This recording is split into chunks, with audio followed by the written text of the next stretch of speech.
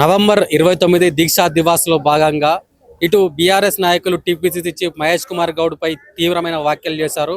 ఇటు ముఖ్యంగా బీఆర్ఎస్ మహిళా నాయకురాలు పవన్ గౌడ్ కూడా ఇటు టీపీసీసీ చీఫ్ మహేష్ కుమార్ గౌడ్ మరియు ముఖ్యమంత్రి రేవంత్ రెడ్డి పైన కొన్ని అనుచిత వ్యాఖ్యలు చేయడం జరిగింది. సో మాట్లాడదాం మనతో పాటు TPCC general secretary Nagar Kurnool parliament incharge Bojja Sanjay Reddy గారు ఉన్నారు.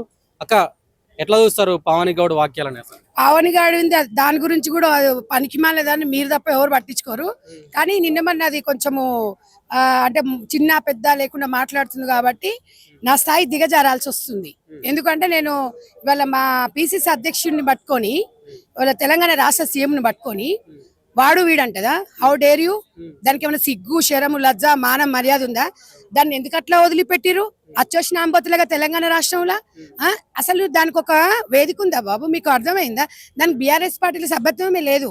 ఆ బర్ర నిన్నమనే చూస్తుంది, ఇంతకుముందు నేను ఎప్పుడు చూడలేదు. నేను అదొక గౌడు బర్రె లాగా బలిసి కొవ్వెక్కి కొట్టుకుంటుంది. ఎందుకంటే ఒక తెలంగాణ రాష్ట్ర ముఖ్యమంత్రిని వాడు వీడు అంటుండ్రంటే మరి ఏమనాలో చెప్పండి. ఇప్పుడు అది గెలుపుకుంది కాబట్టి నేను గెలుక్కున్నా. ఆ వీడియో నువ్వు కావాలంటే నువ్వు చూడాలంటే చూసంటే కూడా చూపిస్తాను నేను. అంటే ఒక తెలంగాణ రాష్ట్ర ముఖ్యమంత్రిని పట్టుకొని నువ్వు ఈ రకంగా మాట్లాడుతున్నావు అంటే నీకెంత అది ఉండాలి? అంటే మనం కనీసం మినిమం కామన్ సెన్స్ లేదా దానికి? అంటే ఏం మాట్లాడాలి, ఎవరితో ఎట్లా మాట్లాడాలి, ఎవరు అంటే ఎంత స్క్రిప్ట్ రాసి ఇచ్చినా కూడా తమ్మి ఇట్లా ఇష్టం వచ్చినట్టుగా అది మాట్లాడడం అనేది ఒక్కసారి నువ్వు కూడా చూడు. నువ్వు ఒకసారి అది మాట్లాడిన దానికి నేను కౌంటర్ చేయాల్సి వస్తుంది. ఇప్పుడు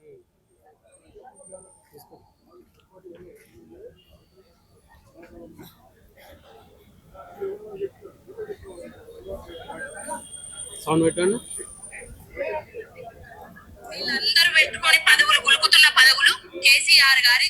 తెలంగాణ రాకపోతే వీరికి పిసిసి చీఫ్ ఎక్కడిది, వానికే ముఖ్యమంత్రి ఎక్కడిది? వీళ్ళందరూ పెట్టుకొని పదవులు గులుకుతున్న పదవులు కేసీఆర్ గారి భిక్ష ఇదంతా. ఆ భిక్షను పట్టుకొని రేపు కేసీఆర్ గారు ఎక్కడన్నా కనబడితే కాళ్ళు మొక్కి ఆ కాళ్ళకు కడిగి ఆ నీళ్లను మీ తలల మీద చల్లుకోరి. ఇంతకన్నా బుద్ధి వస్తుంది, జ్ఞానం వస్తుంది. ఇంకొకసారి కేసీఆర్ గారి మీద గాని ఉద్యమం మీద గాని అంటే అవాకులు చెవాకులు పేలిరు అనుకోని మూతి పండ్లు రాలగొడతారు తెలంగాణ ప్రజలు. దీన్ని పండబెట్టి తొక్కుతుంది. ఇది ఎవరి మూతి పన్ను రాలగొడుతుంది? ఇది ఎవరి కాలు అది పోసుకోమను. అది ఎందుకంటే 30,000 ఇస్తుడు కాడా ఆ డ్రామారావు గాడు, ఆ ఉద్దరన్న. కేసీఆర్ బాపు అంటే దానికి బాపు అయితే దీనికి ఉద్దరన్న కదా వీడు. బాపు అంటే దీనికి సిగ్గులేంది? ఇది బాపు ఏంది తమ్మి? నాకు అర్థం కాదు. దీనికి ఏమైనా కేసీఆర్ పుట్టిందా? ఇది కల్వకుంట్ల చంద్రశేఖర్ రావుకు నాకు తెలిసి అయితే కల్వకుంట్ల కవితనే. మరి ఇది ఎట్లా తమ్మి? నాకు ఒక మాట చెప్పురి. ఇది బాపు అంటది, ఇది రాత్రిపూట పోతుంది, వీడియోలు తీస్తుంది. బాపు మా బాపు అంటది ఏందన్నా? ఇది ఏమి తమ్మి? నాకు అర్థం కాలేదు. దీని ఏంది? దీనికి ఏం మంటలు వేసిందా దీనికి? అంటే ఇది ఏమనుకుంటుంది అంటే 30,000కు ఆఫ్టర్ ఒక పేడ్ ఆర్టిస్టు ఒక రేవంత్ రెడ్డి గారి గురించి మాట్లాడే దమ్ము, ధైర్యం గాని లేకపోతే ఆయన గురించి గాని మాట్లాడే అర్హత ఉన్నది నీకు? అసలు నీకు పదవి లేదు. నీ దాంట్లో నువ్వేదో మంత్రాలు చదువుతావు, నీకు పదవి లేదు. నువ్వు తెలంగాణ ఉద్యమంలో ఏడున్నవే? నువ్వు ఏదో ఒక సోషల్ మీడియాని ప్లాట్ఫామ్ చేసుకొని ఇదే చెప్పబోతున్నా. రేవంత్ రెడ్డి గారు ఇదే దీని ఉద్దర బాపు ఉండగా కేసీఆర్ ఈ ఉద్దర బాపు నల్గొండలో సభ పెట్టిండు. తెలంగాణ ఉద్యమం కోసం సభ పెడితే ఇదే ఉమ్మడి మహబూబ్ నగర్ జిల్లాలో రేవంత్ అన్న మిత్ర మండలి నుంచి 4 బస్సుల తెలంగాణ పిల్లల్ని సభకు పంపించిండు. కళ్ళల్లో ఏం పెట్టుకున్నావే నువ్వు? సిగ్గులేందానా? తెలుసుకోవే చరిత్ర. పేడ ఆర్టిస్టు నీకేం తెలిసే రేవంత్ రెడ్డి గారి చరిత్ర? రేవంత్ రెడ్డి గారు అప్పుడు మీ ఉద్దర బాపు ఉండగా మీ బాపు పార్టీలోనే ఉన్నాడు. అప్పుడు తెలియదానే నీకు? ఇవాళ కరీంనగర్ లో ఎవడో కారు కూతలు కూస్తే వాళ్ళ మీదకి ఉరికిండు, నా తెలంగాణ అని కొట్లాడిండు. నువ్వు అంటున్నావు కదా రైపోల్ రెడ్డి అసలు పనికి మళ్ళా తెలంగాణ అంటే నరాల జీర్ణించకపోయింది. నా తెలంగాణ అంటున్నావు అని చెప్పి గన్ను తీసుకొని పోయిండు. అవులదానా, మెంటల్ దానా? నీకు ఒళ్ళంతా బలుపే. నీ బలుపుని చూసి నీకు మామూలుగా బలుపు అనుకున్నా కానీ నీ ఒళ్ళు మందమే. నిన్ను కోసో 10 ఊర్లకు సరిపోతుంది. అట్లా అచ్చోష్నాంబోతి లాగా నేను వదిలిపెట్టిరు. నీకేదో ఇక మీ డ్రామారావుకు బాగా బలుపు ఎక్కువైపోయి 30,000 ఇచ్చేసి ఇష్టం వచ్చినట్టు మాట్లాడమంటారు. వాడు చెప్పడానికి శరణ్ లేకపోతే వినేదానికి నీకనే సిగ్గులేదా అని? వాడు ఇస్తాడు 30,000 ఇస్తాడు, 40,000 ఇస్తాడు, 4 రోజులు వాడుకుంటాడు, రాజకీయంగా వదిలేస్తాడు. తర్వాత ఎవడే పరిణామాలు? ఒక రాష్ట్ర సీఎంని పట్టుకొని నువ్వు అంటున్నావు అంటే నేను ఒక జనరల్ సెక్రటరీగా మా పిసిసి గారి గురించి ఇవాళ రాష్ట్ర సీఎం అన్నప్పుడు 100% నేను అనాల్సి వస్తుంది. ఇప్పటిదాకా నువ్వు ఆ వీడియో చూసినావు కాబట్టి అది అన్నది. ఎందుకంటే నన్ను లేపి తన్నించుకుంది అది. కాబట్టి నేను ఎక్కడో ఉన్నదాన్ని ఇవాళ నేను ఎందుకో పోనీలే అది దాని స్థాయి నాది కాదనుకున్నా. కానీ ఇవాళ నేను మాట్లాడకపోతే ఇలా తెలంగాణ ప్రజలు తుప్పు ఊస్తురు. ఇవాళ ఒకటే చెప్తున్నా, రేవంత్ రెడ్డి గారు పిసిసి గారి గురించి అన్నది కదా, పిసిసి గారి గురించి మహేష్ అన్న గురించి నీకు ఏం తెలుసు? ఆయన చరిత్ర తెలుసా? అనే ఒక గౌడు బిడ్డ, ఆయన ఒక ప్రధాన ఉపాధ్యాయుడు. ఇప్పటి వరకు కూడా ఎవరిని అరే అనలేదు, తురే అనలేదు. అలాంటి పిసిసి బిడ్డను పట్టుకొని ఇష్టం వచ్చినట్టు మాట్లాడుతానేమో పావనిదానా, బర్రెలాగా బలిసినావు, సిగ్గు లేదా నీకు? మాట్లాడుతానే ఇంకొంద మాట్లాడతా. ఒక పిసిసి ప్రెసిడెంట్ ని ఒక గౌడు బిడ్డను పట్టుకొని గౌడు బర్రెలాగా అరుస్తుంటే కంపల్సరీ అంట, 100% అంట. ఇంకొకసారి నువ్వు నీ తోలు తీస్తా బిడ్డ, నువ్వైతే బయట కనిపి నువ్వు మూడ్చుకొని పోవాలి. అయితే నువ్వు ఇష్టం వచ్చినట్టని మళ్ళీ నువ్వు బీసీ బిడ్డవు గౌడు బిడ్డవు అని చెప్పుకుంటావే. గౌడు బర్రే అంటే బీసీ బిడ్డలు, బీసీలు, మా అక్కలు వీళ్ళందరూ రాజకీయాలు చేస్తలేరే, వాళ్ళందరూ ఇట్టునే మాట్లాడతారు. నీలాగా ఎగిరెగిరి దంచిన అంతే కూలి, నిలబడి దంచిన అంతే కూలి. ఏందే గీడ టాటూ వేయించుకున్నావు? గీడ కాదు ఇంకేడ వేయించుకున్నా నీకేం బీకి గీడే పదవి. కేసీఆర్ గాని కేటీఆర్ గాని ఏం పదవులు ఇయ్యరు. నువ్వు టాటూలు వేయించుకో, ఒళ్ళంతా వేయించుకుని ఇంకేడ వేయించుకున్నా నీకు ఇయ్యరు. ఎందుకంటే తెలంగాణ ఉద్యమకారురాలు నేను, నా మీద కేసులున్నాయి, నేను జైలు పోయేసి వచ్చిన. అందరినీ కోదండరాం సార్ అసోంటోని వాడుకొని వదిలేసిన వ్యక్తులు వీళ్ళు. అదే మా రేవంత్ అన్న అందరి గుండెలో పెట్టుకొని ఇవాళ వాళ్ళ ఇంట్లో ఒక మనిషిలాగా, ఒక ఇంట్లో ఒక కుటుంబ సభ్యునిలాగా ఈరోజు దాన సంస్కారాలు నిర్వహించిండంటే అంతకన్నా అట్లాంటి గొప్ప వ్యక్తిని పట్టుకొని వాడు వీడు అంటావే, చెప్పుతో కొడతా నిన్ను. మా బాబు కేసీఆర్ సావు నోట్ల తలకాయ పెట్టి తెలంగాణ తెచ్చిండు అని అంటున్నారు. సిగ్గున్నా అదే నీకు? దొంగ దీక్షలు చేసిండే కవితమ్మ కొంగుసాటుకు ఇగ్లు పట్టుకొని వచ్చింది తెలుసానే నీకు? బాతులోకి నిమ్మకాయ రసం తాగిండు. ఉష్కో అంటే డిస్కో అని ఇవాళ తెలంగాణ విద్యార్థులను అరే పోసుకోండి రా, కిరోసిన్ పోసుకోండి రా అంటే ఇంకోడేమో ఇంత పొడుగుంటాడు కదా 6 ఫీట్లు, మీ దాంట్లో హరీష్ రావు అగ్గిపెట్టలేదని చెప్పిండు.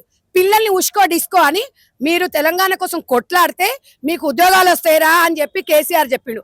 లొట్టపీస్ ఉద్యోగం ఒకటని ఇచ్చినారా మీరు మీ మోకాలకు? ఒక్క ఉద్యోగం మా రేవంత్ అన్న వచ్చినాక కాంగ్రెస్ ప్రభుత్వం 65,000 ఉద్యోగాలు ఇచ్చినాం. పిల్లల్ని ఉసిగొలిపి ప్రాణాలు తీసిరే బర్రెపావని. ఒకసారి బర్రెలాగా బర్రెగొని తీసుకొని ఆంబోతులాగా అచ్చోసిన ఆంబోతులాగా ఒర్లకు. ఇవాళ 1200 మంది విద్యార్థుల బలితానమే తెలంగాణ. ప్రొఫెసర్ ఇవాళ జయశంకర్ గారి ఆశయాల కోసం ఇవాళ తెలంగాణలో ఉద్యమం చేయనోడవడే. కేసీఆర్ ఇంట్లో ఓడనే, ఇప్పుడు రేవంత్ అన్న ఇంట్లో ఓడనే చచ్చిండా, మహేష్ గౌడ్ ఇంట్లో ఓడని చచ్చిండా? నీ కొంపలో ఓడి చచ్చిండే?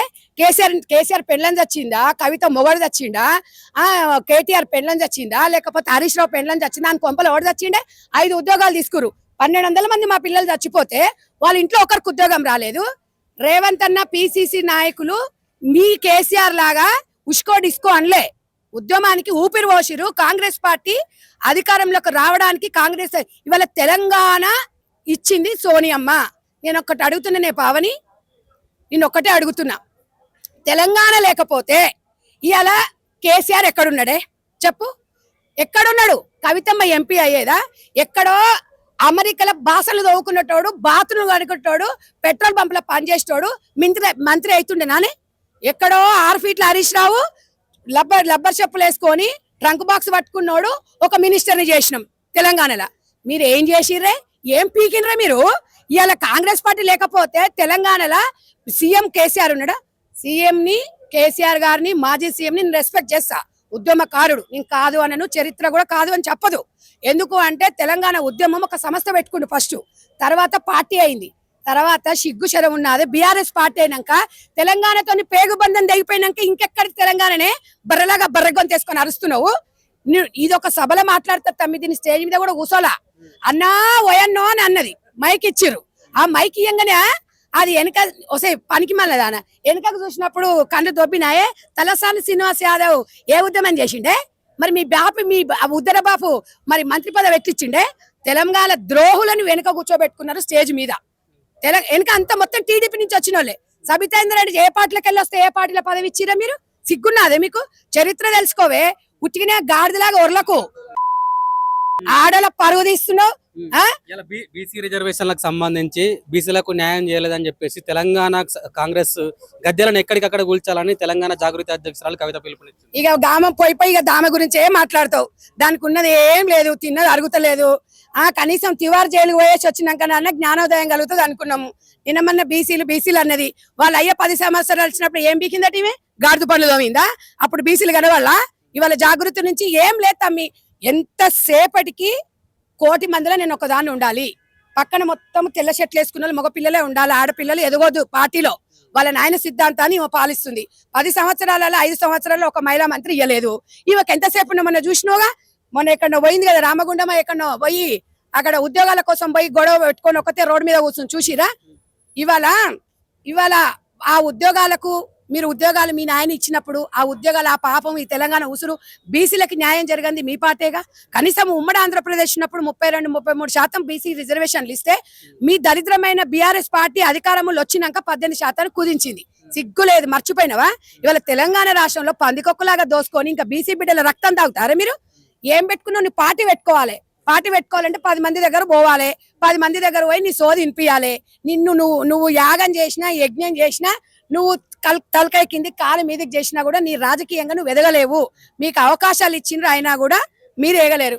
పోయిగో మీ పావన్ గౌడ్ అంటే మీ చెల్లెనంట మరి ఏందో మరి అసలైన కేసీఆర్ బిడ్డనేమో బయటకు వెళ్ళగొచ్చిండు, మరి ఈమెనేమో ఉద్దరనేమో మా నాయన అంటుంది. అదే మరి కల్వకుంట్ల కవితనేమో బయట ఉంది. మన ఆయన ద్రోహుడు, చరిత్రహీనుడు, మా అన్న ద్రోహం చేసిండు, మా ఆయన అందరికి అన్యాయం చేసిండు అని చెప్తుంటే ఈ సిగ్గులేందేమో మా బాపు అంటది. ఎట్లా బాపు తమ్మి? ఇదేమో గౌడు బిడ్డ కల్వకుంట్ల చంద్రశేఖరరావు. ఎట్లా చెప్పుర్రి? వాళ్ళ నాయన బాధపడాడు, వాళ్ళ అమ్మ బాధపడదు. దానికి అదంతా అదే చెప్పుకుంటుంది బాపు కేసీఆర్ సార్ అని. అట్లాను నువ్వు అట్లా బర్రెగొని తీసుకోగానే ఊరికనే బాపు నిజంగా నువ్వు ఉట్టిగానే కవితనే బిడ్డని అందరికి తెలుసు. మరి ఇక నువ్వు బిడ్డ ఎట్లనో నువ్వే చెప్పుకోవాలి. మరి నువ్వు కేసీఆర్కి ఎట్లా పుట్టినావు మాకైతే తెలియదు, నేనైతే చెప్పలేదు, నువ్వే చెప్తున్నావు. కేసీఆర్ బాపో అంటున్నావు. నోరు తెరిసే పొద్దున్న లేస్తే బాపో. నువ్వు ఒక 30,000 20,000 తీసుకుంటావట నెలకు. నీకు సోషల్ మీడియాలో స్క్రిప్ట్ రాసిస్తాడట కేటీ రామారావు, డ్రామారావు ఇస్తాడట, చదువుతావు, ఏదంటే చదువుతావు. కానీ ఇవాళ తెలంగాణ ఉద్యమంలో తులవుమక్క మంచి పాత్ర. ఆమె తెలంగాణ ఉద్యమ నాయకురాలు. ఆలేరు సునీత గారు ఉన్నారు, పద్మా దేవేందర్ రెడ్డి గారు. నీలాగానే మరుగుతున్నారే కుక్కలాగా, చిత్తకట్టు కరిచినట్టు అరుస్తున్నావు. సిగ్గుందా నీకు? ఒక రాష్ట్ర ముఖ్యమంత్రిని అన్నప్పుడు 100% అంట తెలంగాణ రాష్ట్ర కొడుకులు ఇక పెడతారు, కింద కామెంట్లు పెడతారు.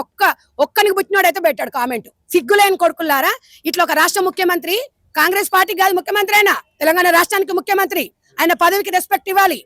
అలాంటి వ్యక్తిని పట్టుకొని వాడు వీడంటే అవే బాట చెప్తా కొడతా ఉండా. ఇంకొకసారి నువ్వు పిసిసి గురించి కానీ రేవంత్ అన్న గారి గురించి మాట్లాడినావు అనుకో తోలలుస్తా.